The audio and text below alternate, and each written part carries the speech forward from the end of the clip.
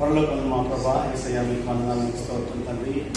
సృష్టికర్త పవనం తండ్రి, సృష్టించిన దేవుడు మీరునైనా ప్రభా మీరు గలుగు ప్రభా మీరు తండ్రి యోగ్యులైనా తండ్రి ఆరాధనకు యోగ్యులు ప్రభా మహిమకు యోగ్యులైనా అయా తండ్రి ప్రభా మీరు మాకు ఆదరణ తండ్రి ప్రభా మాకు జీవము శక్తిని దయచేసి దేవుడు మీరు ప్రభా మీరు నిలబడుతున్నామంటే ప్రభా ఇక్కడ వచ్చినామంటే మీ దయ ప్రభా మీ దయ మీ కృప మా మీద ముందుగా ఉన్నది మీకు వందనాలు చేస్తున్నావు తండ్రి. నేను ఈ సాయంత్రం సమయం ప్రభావ మా అందరినీ తండ్రి సమయాన్ని తీసుకొచ్చుకుని వందనాలు చేస్తున్నాను ప్రభావ వాళ్ళందరిలో ప్రభావ మీరు కాపాడి తండ్రి నడిచిన ప్రభావం కాపాడు అయ్యా మాకు ఇచ్చిన ఆహారం బలం శక్తులు మీకు వందనాలు చేస్తున్నాను తండ్రి. ఇంకా ఎవరైతే ప్రభావ మరి జాగ్రత్త ప్రభావంగా వాళ్ళందరినైనా మీరు తీసుకురామని ప్రేమగా మీ దగ్గర వేడుకుంటున్నాం అయ్యా ప్రభావ మీకు వందనాలు తండ్రి. నేను సంఘంగా ప్రభావ మరి బ్రదర్స్గా మేము బయటకు వెళ్ళి ప్రభావ నేను మనకి అక్కడ వెళ్ళి ఆడుతున్నప్పుడైనా మీరు మాకు తోడైనా మీకు వందనాలు చేస్తున్నాను తండ్రి. కుటుంబాలుగా మేము బయటకు వెళ్ళిన ప్రభావ మేము తోడైపోతుంది పర్సనల్గా ప్రభావ మేము బయటకు వెళ్ళినప్పుడు ప్రభావ మేము తోడుగా ఉంటుంది అయ్యా మీకు వందనాలు తండ్రి. మీకు కాపుల ప్రభావం మాకు కావాలి తండ్రి ప్రభావ ప్రతి క్షణం తండ్రి మీరు మాకు అవసరం తండ్రి. మీలో అంటుకట్టబడ్డ జీవితం ప్రభావ మాకు దయచేయండి, మీలో ఫలించే జీవితం మాకు దయచేయండి ప్రభావ, మీలో ఎదిగే జీవితం మాకు దయచేయండి ప్రభావ. అయా ప్రతి ప్లేస్లో ప్రభావం ప్రభావ మేము శుద్ధించేలాగా నేను అన్నది మాకు ఇచ్చిన నోరులు ప్రభావ మాకు ఇచ్చిన జీవం కొరకు మీకు వందనాలు, మాకు ఇచ్చిన ప్రభావ ప్రతి సదుపాయం కొరకు మీకు వందనాలు చేస్తాను. ఈ సాయంత్రం సమయం ప్రభావం ఏమన్నా తండ్రి ఈ హాల్లో ప్రభావ తండ్రి హాల్లో కలుసుకొని ఇచ్చిన తండ్రి గొప్ప భాగ్యం కొరకు మీకు వందనాలు తండ్రి. ఈ హాల్ని దీవించండి ప్రభావాన్ని ప్రతి చేరి ప్రభావాన్ని మీరు ఆశ్రయించిన తండ్రి ప్రభావ నేను మించిన ప్రభావాన్ని రిస్ట్రిక్షన్స్ అన్ని ప్రభావాన్ని తొలగించి మేమందరం తండ్రి ప్రభావాన్ని యథార్థిగా ప్రభావాన్ని అందరం కలుసుకునే భాగ్యం దయచేయడం ప్రభావ ఒకేసారిగా మీరు అటువంటి ప్రభావ భాగ్యం మాకు ఇంకా దయచేయడం ప్రార్థన చేస్తున్నాం తండ్రి. తను మేము పుట్టినందుకు మీకు వందనాలు ప్రభావ తండ్రి. ఎంతో ఇన్ఫెక్షన్స్ తక్కువైతున్నారైనా మీకు స్తోత్రం ప్రభావ మరి ఇండియా గురించి ప్రార్థన చేస్తున్నాం తండ్రి. మా భారతదేశాన్ని ప్రభావ తండ్రి ప్రభావ మా రాష్ట్రాలను ప్రభావ మేము పుట్టి స్వస్థపరిచిన ప్రభావ తండ్రి ఎన్నో ప్రభావ ఇన్ఫెక్షన్ ప్రభావ తండ్రి మరి వానలు వరదలైనా మరి నైనా చూస్తే ప్రభావ చుట్టుపక్కలనైనా మరి కొన్ని కంట్రీస్లో ప్రభావ తండ్రి వరదలు ప్రభావ చాలా చనిపోయినారు అయ్యా తండ్రి ప్రభావ ఎన్నో ప్రమాదాలు జరుగుతున్నాయి అయ్యా మీరే ప్రభావ తండ్రి వాళ్ళందరికీ ఆదరణ ప్రభావ వారందరికీ సహాయం మీరు దర్శనం ప్రార్థన చేస్తున్నాం తండ్రి ప్రభావ ఎంతో నష్టం అవుతుందని ప్రభావ అయ్యా తండ్రి ప్రభావ మీరే తండ్రి వారన్నింటి ప్రభావ తండ్రి వారికి ఆదరణ తండ్రి ఆశలో మీకు దర్శనం ప్రార్థన చేస్తున్నాం. ఆ కనిపిస్తున్నాయినా అయా ప్రభావ ఇండియా నిర్దేశించిన ప్రభావ తండ్రి ముఖ్య ప్రభావనైనా ప్రభావ ఇటువంటి ఇన్ఫెక్షన్ ప్రభావ తండ్రి ఎక్కువ కాకుండా తండ్రి ప్రభావ ఇతరులు ఏమంటున్నారైనా ప్రభావ రాకుండా ప్రభావ మీరు ప్రభావ కరుణించమని ప్రార్థన జ్ఞాపకం చేసుకోకపోతాను ప్రభావ మా దేశానికైనా అయ్యా మీకు వందనాలు ప్రభావ భారతదేశంలో తన డాక్టర్స్ నర్సెస్ ప్రభావ మెడికల్ టీమ్స్ అన్ని అందరూ కూడా ప్రార్థన చేస్తున్న ప్రభావ వాళ్ళందరూ ప్రభావ రెడీగా ఉండేలాగా నేను వారి సిద్ధపరచండి తండ్రి ప్రభావ ఎటువంటిదైనా ఎదుర్కొని ప్రభావ మీ బలం మీ శక్తిని దయచేయండి తండ్రి. మరి అధికారులు మీరు ముట్టండి ప్రభావ తండ్రి ప్రభావ మరి రాష్ట్రంలో ఉన్న తండ్రి ప్రభావ తండ్రి ఆ గవర్నమెంట్ ప్రభావం ముట్టండి ఆయన వారికి ప్రభావ మీ ప్లాన్స్ దయచేయడం ప్రార్థన చేస్తున్నాను తండ్రి. మీకు స్తోత్రం మీకు వందనాలైనా ఆయా సాయంత్రం ప్రభావ తండ్రి సంఘంలో ఉన్న బిడ్డలు అనారోగ్యంగా ఉన్న బిడ్డలందరూ ప్రభావ మీద వేడుకుంటున్నాను తండ్రి ప్రభావ మీరు అయినా తండ్రి మీ అష్టంలో ప్రభావ తండ్రి ప్రభావ మీ డాక్టర్ ముట్టి స్వస్థపరచమని ప్రార్థన చేస్తున్నాం తండ్రి ప్రభావ మీ మాట పంపించి స్వస్థపరచండి అయా ప్రభావ మీరు కనికరించి ప్రభావ మీరు స్వస్థపరచమని ప్రార్థన చేస్తున్నాం తండ్రి. ప్రతి అవసరం ఉన్న ప్రతి బిడ్డను ప్రభావ మీరు వెంటనే దేవుడు నింపండి ప్రభావ తండ్రి ప్రభావ అయా యెహోవా వీరే ప్రభావ మీరు ఉంటే మాకు చాలా తండ్రి ప్రభావ అదే ప్రభావం మాకు సమృద్ధినైనా మీకు వందనాలు చేస్తున్నాం తండ్రి. అయా తండ్రి ప్రభావ మీకు వందనాలు తండ్రి ప్రభావ మీరే నడిపించమని ప్రభావ మా పాటల్లో ప్రభావ సాక్ష్యాలు వాక్య ధ్యానంలో ప్రభావ తండ్రి ప్రభావ రివర్స్లోనైనా తండ్రి ప్రభావ మన పాటల్లో అన్నింటిలో ప్రభావ తండ్రి ప్రభావ మీకు ప్రభావ మహిమపరిచే మాకు మహిమపరిచి నోడు మాకు దయచేయమని అయినా మీకే స్థితి ఇవన్నీ లభిస్తుంది. యేసుక్రీస్తు వచ్చినాం తండ్రి. రక్షించాలని పాట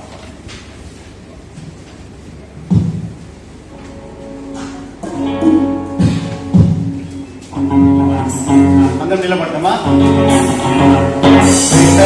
గురిలో నుండి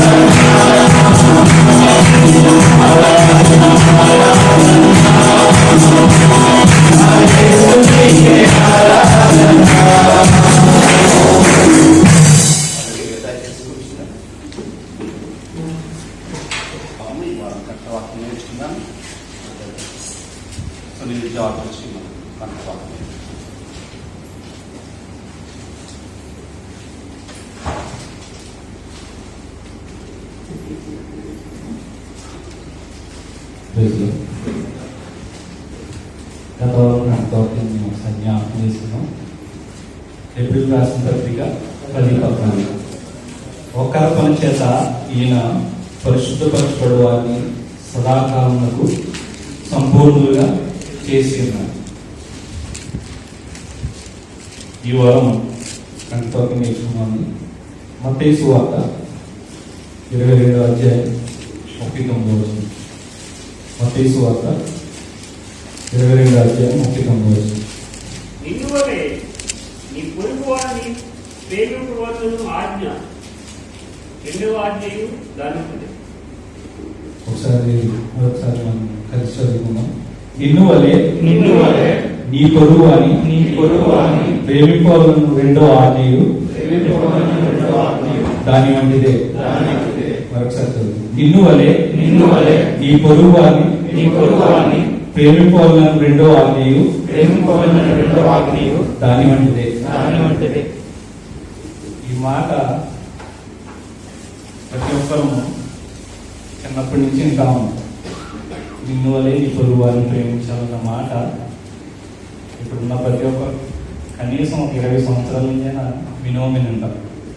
ఇంకా పెద్ద వయసులో అయితే 30 సంవత్సరాల కన్నా ఎక్కువ. ఈ మాట నేను చదువుతున్నప్పుడు ఈ మాటలో ఉన్న అర్థాన్ని ఒకసారి మనం గ్రహించుకోవాలని నేను ఈ సందర్భంలో ఈ మాటను తీసుకున్నాను. దేవుడు నాతో ఈ మాట ద్వారా మాట్లాడిన మాటని మీతో పంచుకోవాలని ఆశపడుతున్నాను.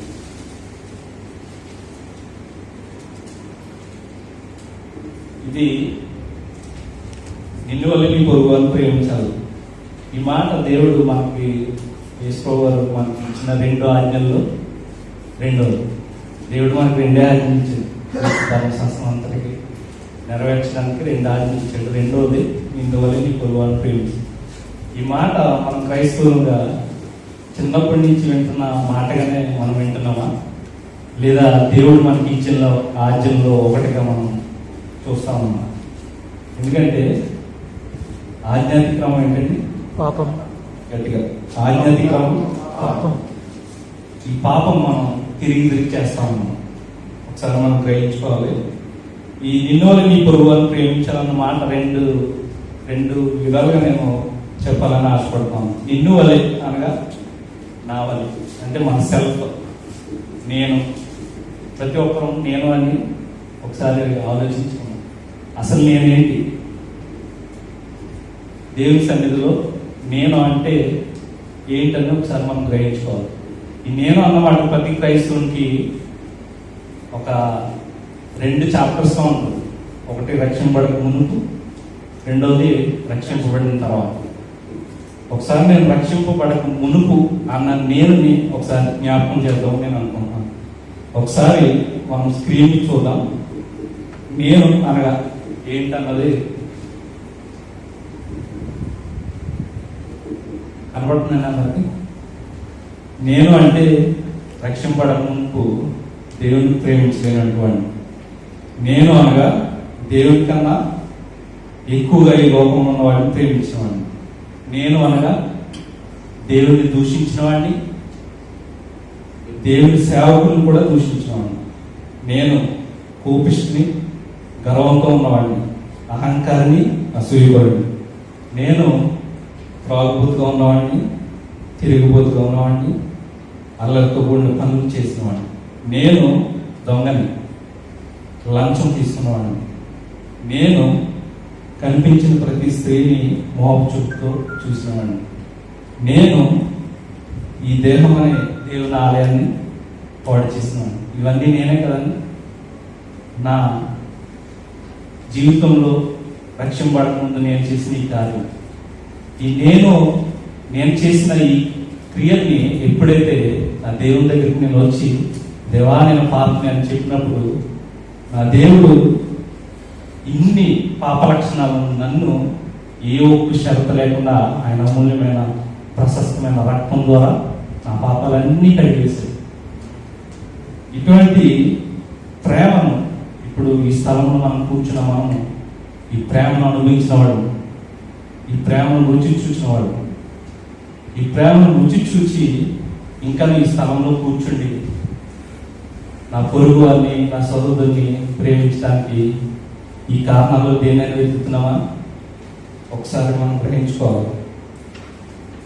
అదే ఇక్కడ నిన్ను వలె ఈ పొరుగు వారిని ప్రేమించన్న మాటకి దేవుడు చెప్తున్న అర్థం. యోహాను సువార్తలో దేవుడు ఏమంటాడంటే, నేను చూపించిన ప్రేమను మీరు జ్ఞాపకం చేసుకొని నీ పొరుగు వారిని, నీ సహోదరుని ప్రేమించమని దేవుడు చెప్తా ఉన్నాడు. అంటే ఆయన మన పట్ల చూపిన ప్రేమ. ఒక్క షరతు దేవుడు పెడితే మనం ఈ స్థలంలో ఉన్నామండి. ఒక్క షరతు ఒకవేళ దేవుడు మన పట్ల పెట్టి, నేను ఈ పాపని నేను క్షమించలేను అని అంటే మనం ఈ రక్షణ అనుభవించలేము. అటువంటి అనుభవం కూడా మనం వెళ్తున్నప్పుడు మనం మన పొరుగు వారిని ప్రేమించగలుగుతున్నామా? మన సెల్ఫ్ని మనం ప్రేమించినట్టుగా మన ఇతరులను ప్రేమించగలుగుతున్నామా? ఒకసారి మనం పరీక్షించుకోవాలి. ఇంకోటి, ప్రేమ కలిగి ఉండడానికి పేతురు మొదటి పత్రికలో ప్రేమ కలిగి ఉండడానికి ప్రయాసపడమని దేవుడు మాట చెప్తా ఉంది. అంటే ఈ మాటకి అది చాలా సపోర్టింగ్ ఇస్తుంది. నిన్ను వల్ల నీకు, ఎందుకంటే ఈ మాట నేను నా జీవితంలో నేను చేయగలను లేదని నేను ఆలోచించినప్పుడు చాలా కష్టం అనిపించింది. ఎందుకంటే నన్ను ప్రేమించినందుకు నేను ఎదుటివాడిని ప్రేమించలేను శరీరంగా. అప్పుడు దేవుడు నాకు జ్ఞాపకం చేస్తున్న మాట ఇదే, నేను నిన్ను ప్రేమించిన ప్రకారంగా నువ్వు కూడా నీ సహోదరుని ప్రేమించాను. పేతురు రాసిన పత్రికలో ప్రేమ కలిగి ఉండటానికి ప్రయాసపడమంటాడు. ప్రయాసం అంటే ఏంటండి? కష్టం. అంటే ఎక్సర్సైజ్ చేయాలి.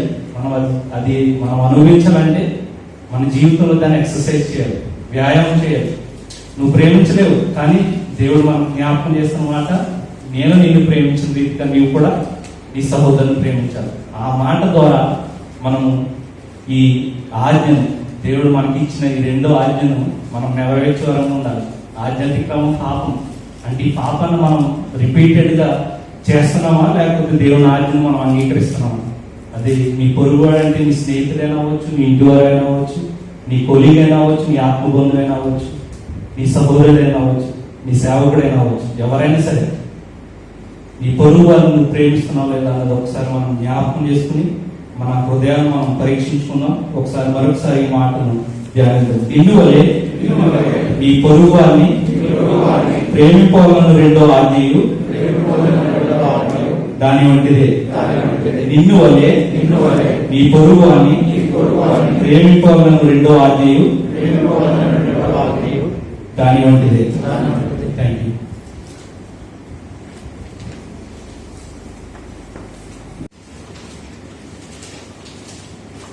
మనం ప్రతిసారి ఆరాధనకు వచ్చినప్పుడు ఇది ముఖ్యము లేకపోతే అదే ముఖ్యమని అనకుండా ఆరాధన ఆరంభం నుంచి అంతం వరకు అన్ని ముఖ్యమన్నమాట. ఆరాధన మనం వచ్చినప్పుడు రైట్ టైం నుంచి ఆ ఎండింగ్ వరకు, స్టార్టింగ్ నుంచి ఎండింగ్ వరకు అన్నీ కూడా ముఖ్యమే. కొంతమంది అనుకుంటారు నా వాక్యం ఉంటే చాలు, లేదు.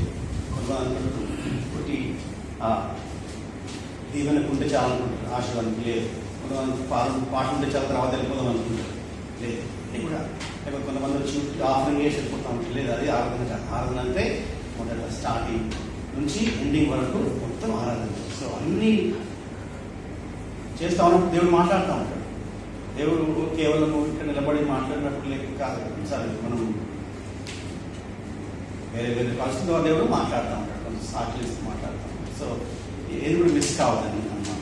దేవుడు టైం ఇచ్చినప్పుడు ఆ టైంకి అన్నీ కూడా ఫుల్గా దేవుడి సన్నిధి ఉంటుంది. సో ఆరాధన అన్నప్పుడు అన్నీ కూడా మనకు ఉంటాయి. చిన్న ప్రార్థన చేసుకుని ప్రభావం మీకు వందనాలు తండ్రి.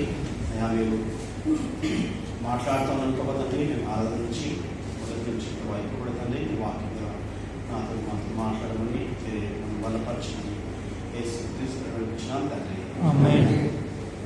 దేవుడు ఆల్రెడీ పరిశాంత దేవుడు మనకు ప్రతి వారం కూడా కంట వాక్యంలో మాట్లాడుతూ ఉంటారు.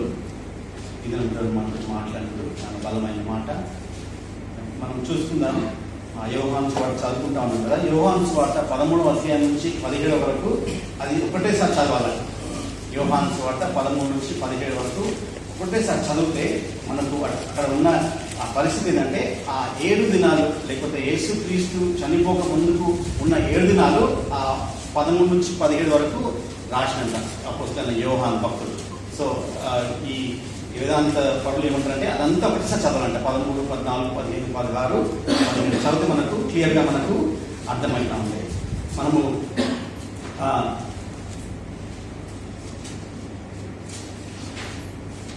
పోయిన వారం మనం చూస్తున్నాం కదా, యేసుక్రీస్తు వారు మనం ఈ ప్రభు వల్ల కార్యక్రమంలో ఉన్నారు, లేకపోతే మేడగదిలో మనం ఇంకా అక్కడనే ఉన్నాం అనమాట.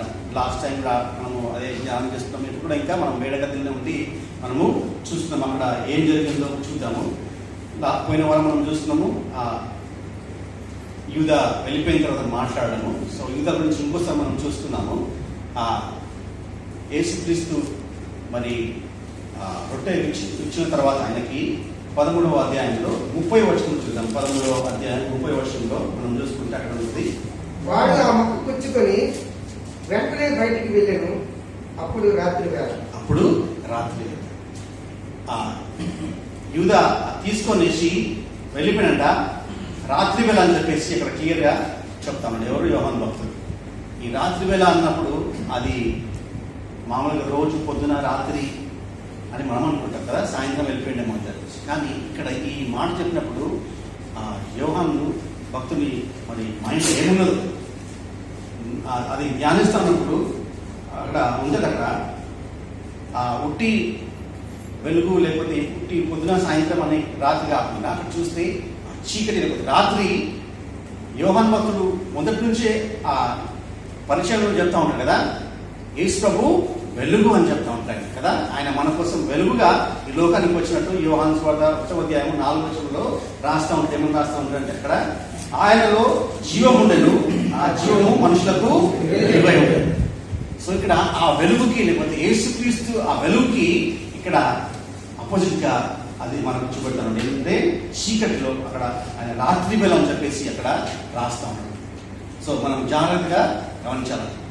ఇది మామూలుగా పగలు రాత్రి కాకుండా ఆ చీకటి యేసుక్రీస్తు వెలుగుకి వ్యతిరేకంగా ఆ చీకటి మనము చూస్తూ ఉంటాం. ఎవరి దగ్గర?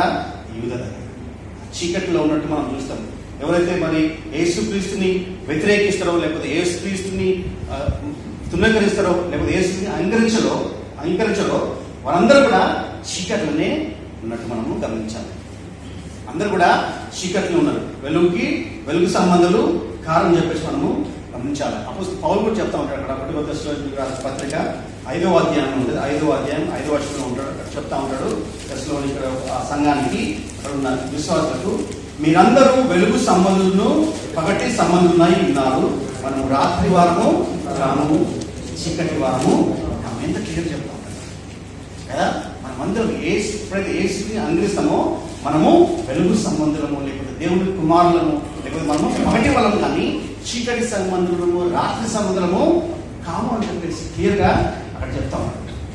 మనం రక్షణకు ముందు ఇప్పుడే మనం చూస్తున్నాం కదా, నేను రక్షణ ముందుకు మనకు అంతా చీకటి. మన జీవితం అంతా అల్లకొల్లకు ఉంటుంది, వ్యతిరేకంగా ఉంటాం దేవుని మాటలకు కానీ లేకపోతే దేవుని వెలుగు కానీ దూరం వెళ్ళిపోతూ ఉంటాం. అది చీకటి బ్రతుకు, లేకపోతే రాత్రి బ్రతుకు, లేకపోతే వెలుగు లేని జీవితం మనం చెప్పేసి గమనించాలి. అదే రాస్తా ఉంటాడు అపోస్తలుడు పౌలు ఎఫెసీయులకు రాసిన పత్రిక 5వ అధ్యాయంలో కూడా చెప్తా ఉంటాడు, మీరు పూర్వమందు చీకటి ఉండేది, ఇప్పుడైతే ప్రభునందు వెలుగై ఉన్నారు. సో అక్కడ యూదాకి చెప్తున్న రాత్రి అంటే ఆయన మొత్తం చీకటితోటి నింపబడ్డాడు. ఆ జీవితం అంతా కూడా యేసుక్రీస్తు పక్కకు ఉన్నా కానీ ఆయన ఎప్పుడైతే ఆ యేసుక్రీస్తు వ్యతిరేకంగా ఉన్న ఆలోచనలు ఎప్పుడైతే ఆయన వాళ్ళ పరుచుకుంటా ఉంటాడో, ఎంటర్టైన్ చేస్తూ ఉంటాడో, ఆయన లోపల చీకటి నిండిపోయింది. వెలుగు సంబంధులు అని ఎప్పుడైతే అంటారో, నీ పేరు క్రైస్తవ పేరు ఉన్నందుకు నీకు వెలుగు లేదు, లేకపోతే నువ్వు ఏదో రోజు ప్రతి వారము దేవుని సన్నిధికి వస్తున్నందుకు నీ పేరు నువ్వు వెలుగు సంబంధవి కావు, లేకపోతే నేను క్రైస్తవ కుటుంబంలో పుట్టాను అందుకనే నాకు వెలుగు ఉంటుందంటే కాదు, నీకు వెలుగు లేదు. లేకపోతే నేను ఒక క్రైస్తవ భార్యను పెళ్లి చేసుకుంటే, లేకపోతే క్రైస్తవ హస్బెండ్ పెళ్లి చేసుకుంటే వెలుగు ఉంటుందంటే వెలుగు అట్లా వెలుగులా ఉండలేదు. కేవలం యేసుక్రీస్తుని సొంత రక్షణగా అంగీకరించిన తర్వాతనే నీకు వెలుగు వస్తుంది. అప్పుడే మనము దేవుని యొక్క పిల్లలం అవుతాం. అంతవరకు కూడా మనము చీకట్లోనే ఉన్నాం. మనం ఎంత యాక్టింగ్ చేసినా కానీ, ఎంత ఉన్నా కానీ, నువ్వు యేసుక్రీస్తుని అంగీకరించకపోతే ఎవరు కూడా వాళ్ళు కూడా ఎవరైనా వాళ్ళు చీకటిలోనే ఉన్నట్టు మనము గమనించాలి. యేసుక్రీస్తుని అంగీకరిస్తేనే మనము వెలుగు సంబంధులు. కొన్నిసార్లు మనము వెలుగులో వచ్చిన తర్వాత కూడా మనం ఆ చీకటి గురించి చాలా లైట్ తీసుకుంటాం. నేను దాన్ని కంట్రోల్ చేయగలుగుతా చీకటిని, లేకపోతే నేను అక్కడ దగ్గర పోతాను, లేకపోతే నేను అన్యులతోటి సహవాసం చేస్తాను, నాకు వెలుగున్నదని, లేకపోతే నేను పర్లేదు, నేను రక్షింపబడ్డను, నాకు వెలుగున్నది, నేను తాగుబోతూ తిరుగుతాను, లేకపోతే నేను అది చేస్తాను చెప్పేసి మనం ఏదో తురుముకాలం లేకపోతే పెద్ద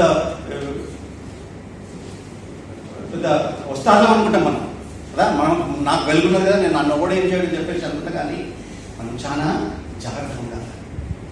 ఆ వెలుగు అనేది, ఆ చీకటి ఏం చేస్తా అంటే మనల్ని మింగేస్తుంది. దగ్గరికి వెళ్ళినప్పుడు ఆ చీకటి మింగేస్తుంది. చాలా మనం జాగ్రత్తగా లేకపోతే ఆ చీకటి మనల్ని కమ్మేస్తుంది. మనము జాగ్రత్తగా ఉండాలి. మనం ఎప్పుడు కూడా అనుకోవద్దు నేను బలంగా ఉన్నాను, లేకపోతే నాకు వెలుగున్నది, నన్ను ఓడేం చేయలేదు, లేకపోతే నాకు పాపం టచ్ చేయలేదు, నేను స్త్రీలతో మాట్లాడిన ఆఫీస్లో ఏం కాదు, లేదు. పడిపోయే ఛాన్సెస్ చాలా ఉన్నాయి. అందుకని జాగ్రత్తగా ఉండాలని చెప్తాను. డార్క్నెస్ ఏం చేస్తుందంటే ఈ చీకటి మనల్ని సక్ చేస్తుంది. అది వచ్చి పట్టేసుకుంటుంది. ఒకసారి పట్టుకుంటే మనము ఇక దాన్ని వదులుకోవడం చాలా కష్టం, చాలా కష్టం. ఒకసారి ఇద్దరు వ్యక్తులు ఒక ఊర్లో అంట, వాళ్ళు మామూలుగా కట్టెలను తెచ్చుకొని వండుకునే అటువంటి కుటుంబాలు అన్నమాట. సో వాళ్ళు అక్కడ ఊర్లోకి వెళ్ళి, లోపలికి వెళ్ళి, అడవులోకి వెళ్ళి కట్టెలు తీసుకొస్తా ఉన్నారు. ఆ పెద్ద వాగు ఉందంట. ఆ వాగుల కట్టెలు అన్నీ వెళ్ళిపోతా ఉన్నాయి. పెద్ద పెద్ద లాగ్స్, పెద్ద చెట్లు అవి అన్ని కొట్టుకొని వస్తూ ఉంటే అవన్నీ తీసుకుంటా ఉన్నారు అన్నమాట. ఒకడు పోయి ఒకడేమో షోర్లో ఉన్నాడు, ఇంకొకడేమో అంటే పక్కకు ఉన్నాడు, నీళ్ళ పక్కకు, ఇంకోటి నీళ్ళకి వెళ్ళి అన్ని పట్టుకొని వస్తూ ఉన్నాడు. బాగానే ఎక్కువైపోయినాయి.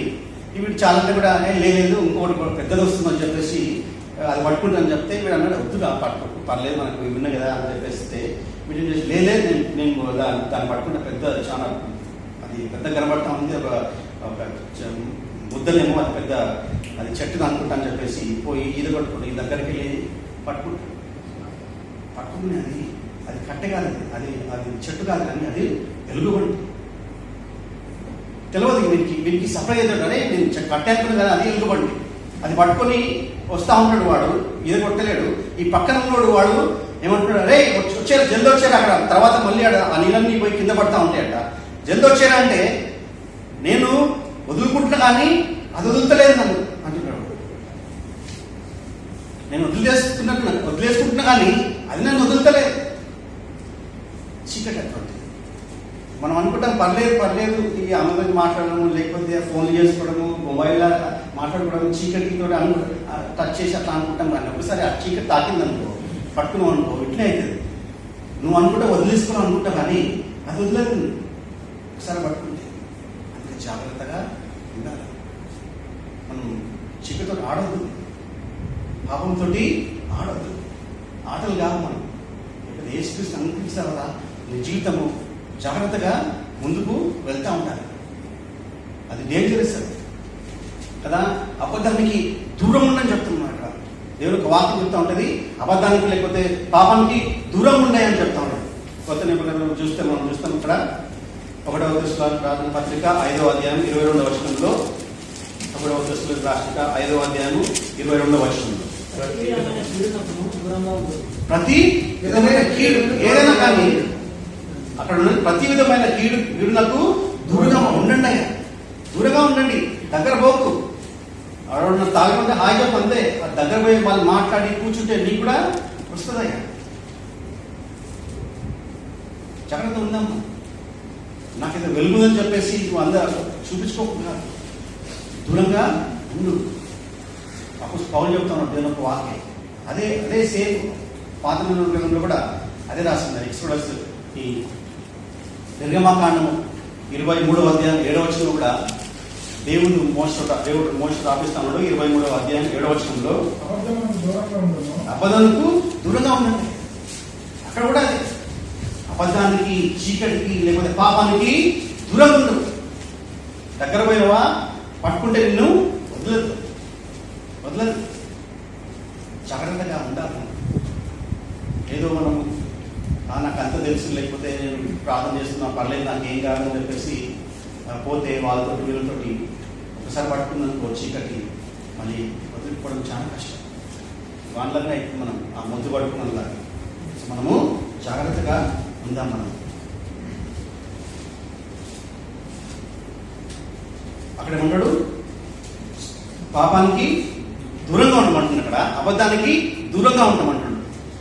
ఇంకో దగ్గర చూస్తాం మనము, ఒక ఈ వ్యక్తి యవనస్తుని జీవితంలో చూస్తాము. ఆ వ్యక్తి ఎంత అంటే బానిసగా ఉండి ఆయన ఒక పెద్ద ప్రధానమంత్రి అయినాడు. తెలుసు మనకు ఆయన స్టోరీ కదా. యోసేపు ఒక జీవితం మనకు తెలుసు. ఆయన దూరంగా ఉండలేదు. ఆయన ఏమంటాడు చెప్తాను చూద్దాం. ఆయనకి ఎప్పుడైతే ఆ చీకటి దగ్గరకు వచ్చిందో, లేకపోతే ఆ పాపం దగ్గరకు వచ్చినప్పుడు ఆయన ఏమంటుందంటే, ఆదికాండము 39వ అధ్యాయము 11-12 వచనం చూద్దాం. ఆదికాండము 39వ అధ్యాయము 11-12. అట్లుండగా ఒకనాడు అతడు తన పని మీద ఇంటి లోపలికి వెళ్ళినప్పుడు ఇంటి మనుషులలో ఎవరునూ అక్కడ లేరు. అప్పుడు ఆమె అతని వస్త్రం పట్టుకుని తనతో శయనింపుమని చెప్పగా అతడు తన వస్త్రమును ఆమె చేతుల నుండి విడిచిపెట్టి తప్పించుకుని బయటికి పారిపోయాడు. అక్కడ దూరం కూడా ఉండలేదు. పారిపోయి కొన్ని ప్లేసెస్ లో మనము రన్ చేయాలి, వెళ్ళిపోవాలి. అక్కడ ఉండదు, మనం ఆ సరౌండింగ్స్ కూడా మనము ఉండకుండా పారిపోవాలి మనం, లేకపోతే పట్టేసుకుంటాం. అక్కడ ఆయన విన్నడేమో దూరం ఉందని చెప్పేసి వాక్యం విన్నాడు, కానీ ఆయన అంటే అది కాదు, మొత్తం పారిపో, రన్ చేసి అక్కడి నుంచి చీకటి దగ్గర ఉండకు, చీకటి జోలికే పోదని చెప్పేసి ఎంత మనిషి చెప్తా ఉన్నాడు. అక్కడ కొత్త నిబంధన గ్రంథంలో కూడా అపోస్తలుడైన పౌలు తిమోతికి యవనస్తుడు ఆయనకు రాస్తా ఉన్నాడు. ఈ రెఫరెన్స్ మనం గుర్తుపెట్టుకున్నాం, అది ఈజీ అన్నమాట. 2:22 అన్ని 2 వస్తూ ఉంటాయి. 2 తిమోతి 2:22. నీవు యవనేచ్చుల నుండి పారిపోము, పవిత్ర హృదయులై ప్రభువునకు ప్రార్థన చేయు వారితో కూడా నీతిని, విశ్వాసమును, ప్రేమను, సమాధానమును వెంటాడుము. అంటే నువ్వు యవనేచ్చుల నుంచి పారిపో, రన్ అయిపో. అటువంటి డిజైర్ వస్తే, లేకపోతే అటువంటి క్రేవింగ్ వస్తే, అటువంటి కళలు వస్తే, లేకపోతే అటువంటి నీకు ఇచ్చ వస్తే అక్కడ ఉండగా నువ్వు పారిపో అని చెప్తావు. పారిపోయేమంటున్నాడు అక్కడ, దేన్ని వెంటాడమంటున్నాడు అక్కడ, పవిత్ర హృదయులైన ప్రభువునకు ప్రార్థన చేయు వారితో మనం సహవాసంలో ఉండమని చెప్తా ఉన్నాం. ఇంకేం చెప్తుంది అక్కడ, నీతి, విశ్వాసము, ప్రేమను, సమాధానమును వెంటాడండి. ఎప్పుడైతే నువ్వు సహవాసం దూరం అయితే ఉంటావో, నీ క్లోజ్ ఫ్రెండ్, స్పిరిచువల్ ఫ్రెండ్కి దూరం అయితే ఉంటావో, ఏదో ఉన్నది, ఏదో దాచుకుంటున్నావు, ఏదో చీకటి పట్టేస్తా ఉన్నది. నేను ఇక్కడ అంటున్నాడు యవనేచ్చుల నుంచి పారిపోయాయి. అక్కడ యవనస్తులు అంటే ఆ తిమోతి యంగ్గా ఉన్నందుకు కాదు, ఆ తిమోతి యవనస్తున్నందుకు కాదు. యవనస్తులు అనేవి 60 సంవత్సరాలకు వస్తూ ఉంటాయి, 70 సంవత్సరాలకు వస్తూ ఉంటాయి, 90 సంవత్సరాలు కూడా ఆ యవనస్తులు వస్తూనే ఉంటాయి. వాటి నుంచి పాల్గొంటున్నప్పుడు యవనస్తులు కాదు, అందరికీ, నాకు, నీకు, ఇక్కడ ఉన్న అందరికీ, ప్రతి ఏజ్కి కూడా చూస్తాం. ఎన్నో వింటా ఉంటాం పేపర్లో, 70 ఏళ్ళు 80 ఏళ్ళు చిన్నపిల్లల్ని రేప్ చేస్తాం. అది యవనస్తులు. అక్కడి నుంచి పారిపోండి. అటువంటి మైండ్, అటువంటి థాట్ వస్తే పారిపోవాలి. అప్పుడు పౌలు చెప్తున్నాడు, నీవు యవనస్తుల నుంచి పారిపోము, పవిత్ర హృదయులైన ప్రభువునకు ప్రార్థన చేయ వారితో కూడా నీతిని, విశ్వాసమును, ప్రేమను, సమాధానాన్ని వెంటాడని చెప్తాడు. ఇలా ఈ ఇస్కరియోతు అది ఎంటర్టైన్ చేసినాడు. ఆ యేసుక్రీస్తు విరోధులతో మాట్లాడము, ఆ పెద్దలతోటి, ఆ పరిచయాలతోటి మాట్లాడి వాళ్ళతోటి ఒక అగ్రిమెంట్ అయిపోయి చీకటి కలిసిపోతా ఉంటాం. తీసుకోవడం, పైసలు అన్ని సీక్రెట్గా చేస్తూ ఉంటాం. ఆ చీకటి ఎంత పట్టిందంటే యేసు ప్రభు మాట వినుకున్నాయి. మనం కూడా అదే కదా. ఎప్పుడైతే ప్రతిసారి మనము ఎక్కువ ఉదయమంతా పాపం నిండిపోతూ ఉంటుందో, దేవుడు మనల్ని ఏం చేయడు, మాట్లాడాలంటే వాడుకుంటాడు, మన నాశనం. యేసు అక్కడ ఆయన తిట్టలేదు. వాడు చేస్తూ ఉంటే అక్కడ ఉండేది సామెతల్లో చెప్పినప్పుడు వినకుంటే హఠాత్తుగా వానికి మరణం వచ్చేస్తాం. ఎన్నిసార్లు చెప్పినాము యేసు ఇస్కరియోతు కదా. మనము మన జీవితంలో ఆ చీకటిని అంటకుండా మనము చూసుకుందాము.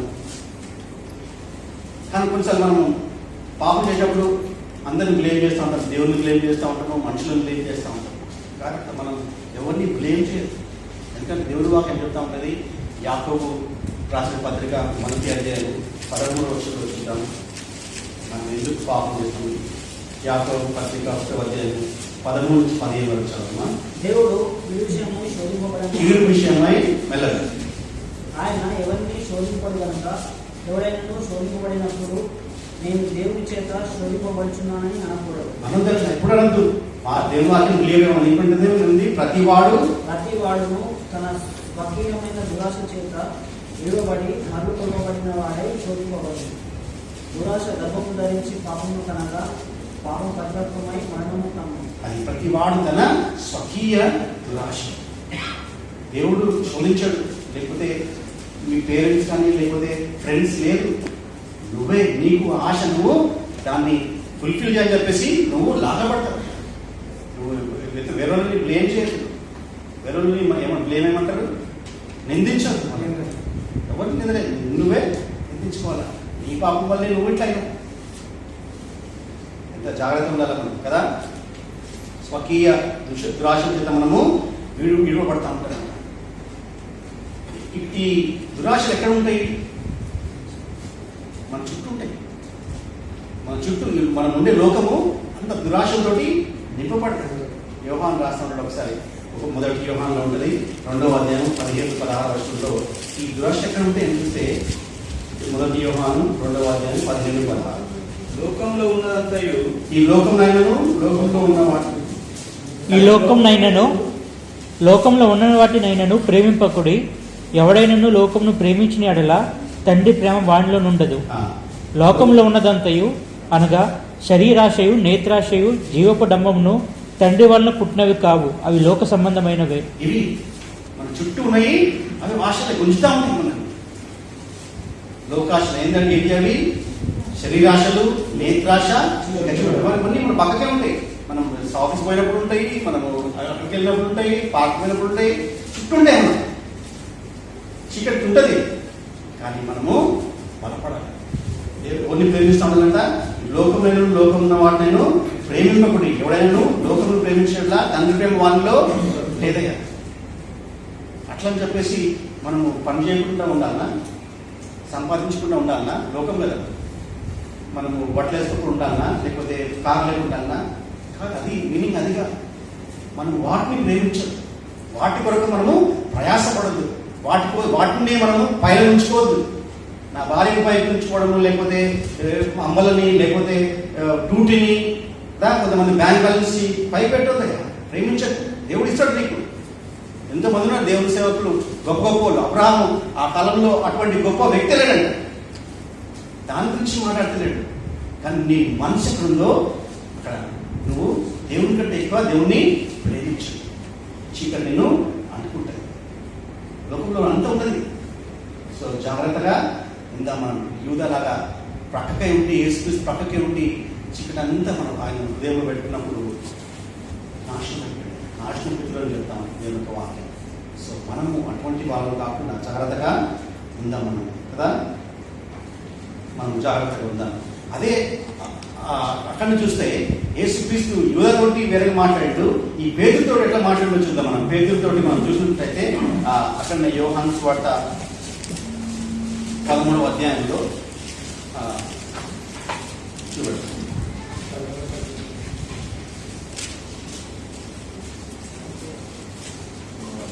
ఎప్పుడైతే మనము యేసుక్రీస్తుని ప్రేమిస్తూ ఉంటామో, యేసుక్రీస్తుని వెలుగున్నప్పుడు కొంచెం మనకు కూడా టెంప్టేషన్ వస్తూ ఉంటాయి. మనం కూడా అంటారు పడిపోవడము ఉంటుంది. అక్కడ చూస్తే యేసుక్రీస్తు చెప్తా ఉంటాడు. అక్కడ 38-6 వచనంలో సీమోను పేతురు, ప్రభువా ఎక్కడికి వెళ్ళుచున్నాను ఆయనను అడగగా, యేసు నేను వెళ్ళు చోటికి నీవిప్పుడు నా వెంట రాలేవు కానీ తరువాత వచ్చాను. ఆయన తెలుసు యేసుక్రీస్తు పిల్లలు ఎవరో, మరి నాశన పుత్రులు ఎవరో తెలిసి ఈ మాట యూదతో మాట్లాడలేదు. పెరుగుతూ ఉంటా ఉన్నాడు, నువ్వు ఇప్పుడు రాలేవు కానీ తర్వాత వస్తావు. సో ఎప్పుడైతే మనము యేసుని అంకరిస్తామో దేవుడు నీ కొరకు నా కొరకు ప్రార్థన చేస్తాము. మనల్ని భద్రంగా ఆయన కాపాడుతాం.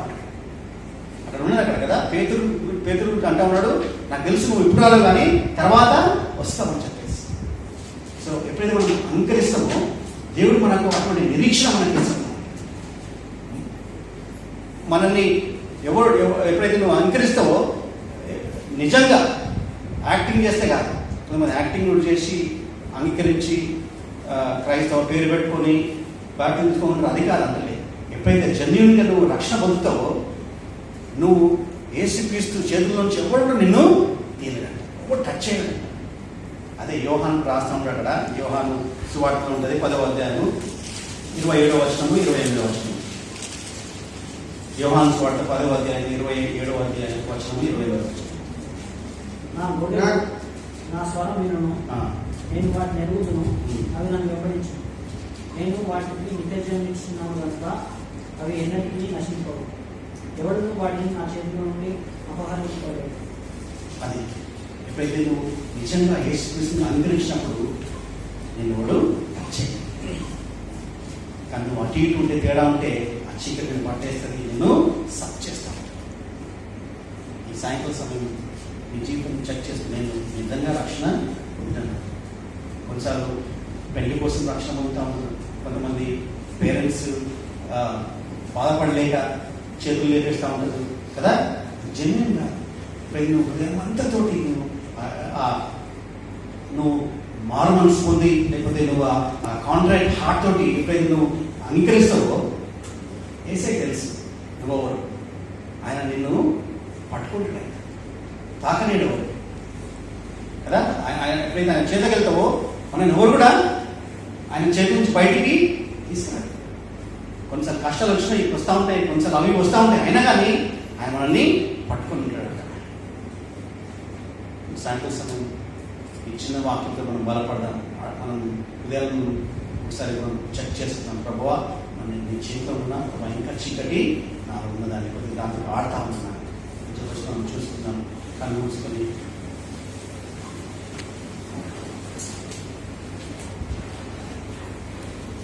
వేసేయాలి. ప్రభా నాకైనా నేను నిజంగా నేను నా మనసు పూర్తిగా వెంబడించేలాగా తండ్రి ప్రభా నా హృదయాన్ని సంపూర్తిగా ముట్టమని చెప్పేస్తున్నాను. కొన్నిసార్లు మనం హాఫ్ హార్టెడ్గా మనం ఫాలో చేస్తూ ఉన్నాం. కొన్ని బ్లెస్సింగ్స్ కోసం, కొన్ని ఆశీర్వాదాల కోసం, లేకపోతే కొన్ని ప్రార్థన అవసరాల కొరకునే మనం దేవుడు నమ్మిన. అట్లా కాకుండా ప్రభా అయ్యా నేను నా సంపూర్ణంగా ప్రభా నేను నా జీవితం అంతా ఇస్తున్నాను. పేతురు ఒప్పుకున్న తర్వాత దేవుడు బలంగా వాడుకున్నాయి. కొన్నిసార్లు మనం తప్పులు చేస్తాం, కానీ ఆయన అడిగినప్పుడు క్షమించి మనం బలంగా వాడుకుంటాం.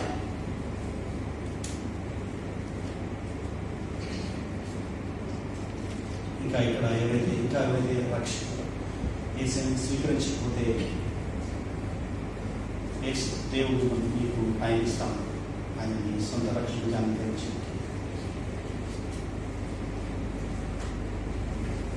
ఆయన నువ్వు ఏదో పెద్ద కార్యం చేయమంటాడు, కానీ నీ హృదయంలో ఏసయ్య క్షమించండి నా పాపాన్ని, నువ్వు నా కొరకు శిలువలో చనిపోయి తిరిగేసి అని చెప్పేసి నువ్వు నీ హృదయం పూర్వకంగా నమ్మి నీ నోటితోటి ఒప్పుకున్నప్పుడు ఆ దినమే ఆ క్షణం నీకు రక్షణ చెప్పేస్తే నాకు వాక్యం చెప్తాను. సాయంత్రం సమయం ఇంకా ఎవరైనా రక్షణ లేదు, నాకు రక్షణ నిశ్చయిత లేదు, లేకపోతే నేను ఇంకా దేవుని బిడ్డలు కాను, నాకు ఇంకా చీకటి ఉన్నది, నేను వెలుగు బిడ్డలు కావాలనుకుంటే ఇదే దినం, ఇదే సమయం.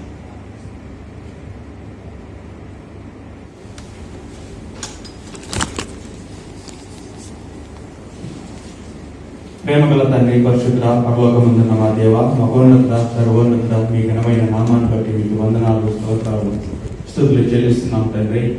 గడిచిన వారం నుంచి ఇంతవరకు మమ్మల్ని అందరినీ మీ రెక్కల నుంచి చాటున కాచి కాపాడి సంరక్షించి దేవా మీరు మాకు ఇచ్చిన ఆయుష్ను, ఆరోగ్యాన్ని, శక్తిని, బలమును, కనికరాన్ని బట్టి మీకు వందనాలు చెల్లిస్తున్నాం. సాయంకాల సమయంలో ప్రభా జీవం గల నీ మాటల చేత మమ్మల్ని బలపరిచినందుకై మీకు వందనాలు చెల్లిస్తున్నాం. సంఘంగా మమ్మల్ని అందరినీ ప్రేమించి నీ కృప చేత మమ్మల్ని భద్రపరిచి మీ క్షేమం చేత మమ్మల్ని తీసుకొచ్చి దేవా మీ యొక్క కనికరం చొప్పున మాతో మీ మాటల ద్వారా వినిపింపజేసినందుకై మీకు వందనాలు చెల్లిస్తున్నాను. ఎంతైనా దేవా మీరు నమ్మదగిన దేవుడు తండ్రి. మా ఎడల మీరు చూపిస్తున్న ప్రేమ ఈ లోకంలో ఏ ఎవరూ చూపించలేదు తండ్రి. ఇంత గొప్ప ప్రేమ మా ఎడల కలిగి ఉన్నావు తండ్రి. ప్రతిరోజు ప్రతి నిమిషం తండ్రి మమ్మల్ని కాచి కాపాడుతున్న దేవుడునైనా అయ్యా, మేము నరకానికి పాత్రలు కాక నీ సన్నిధిలో నిత్య రాజ్యానికి చేరాలని ఒకే ఒక్క ఆకాంక్షతో ప్రభా నైనా మా విశ్వాస యాత్రను మేము కొనసాగిస్తున్నాం. మా భక్తి జీవితం అంతనైనా నిత్య రాజ్యంలో చేరటకే దేవా, మరి ఇన్ని ప్రయాసపడుతున్న మేము మా నిత్య జీవితాన్ని పొందుకోకపోతే మా జీవితం ఏమైపోతుంది?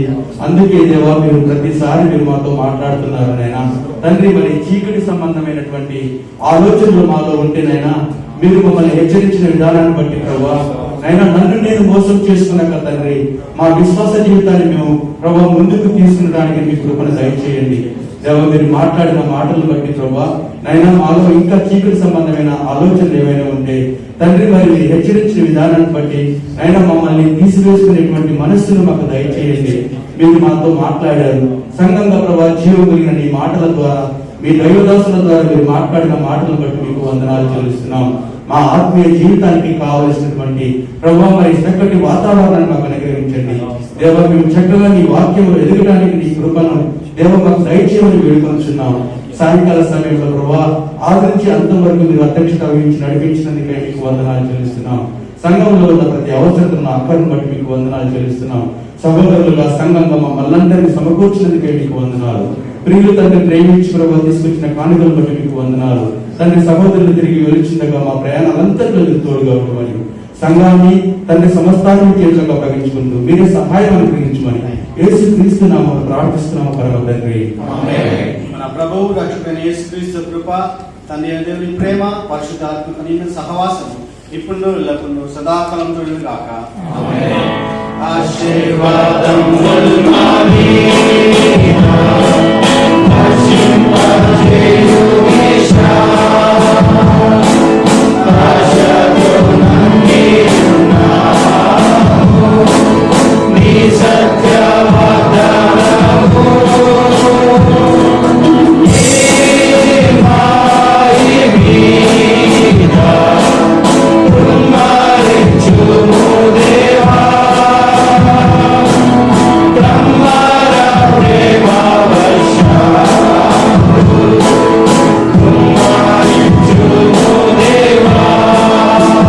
Hallelujah.